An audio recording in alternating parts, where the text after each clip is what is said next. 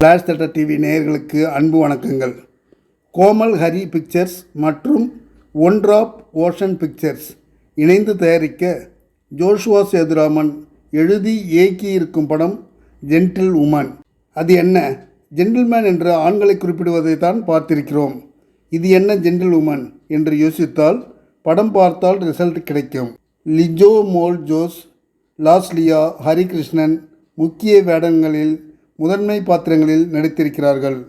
படத்தின் opening just திருமணமாகி 3 மாதங்களே ஆகியிருக்கும் லிஜோ மோல் ஹரி தம்பதி.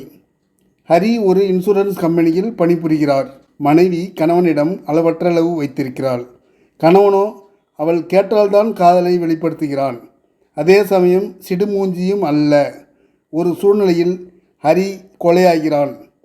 அவன் ஏன் கொலை செய்யப்படுகிறான், யாரால் கொலை செய்யப்படுகிறான் என்பது சஸ்பென்ஸ் அல்ல, ஆடியன்ஸுக்கு சொல்லப்படுகிறது. விமர்சனத்தில் நான் சொல்லவில்லை. அவன் காணாமல் அவனை தேடி ஒரு பெண் லாஸ்லியா லிஜோமோலிடம் வருகிறாள். அவள் ஏன் அவ்வளவு அக்கறையாக அவளை தேடுகிறாள் என்பது கதை. வெளியுலகிற்கு ஹரியின் கொலை சொல்லப்படாமலேயே இருக்கிறது. மனைவி லிஜோ மோல் ஜோஸ் அப்படி ஏன் அந்த செயலை செய்தார் என்பதற்கெல்லாம் படத்தில் விடை இருக்கிறது.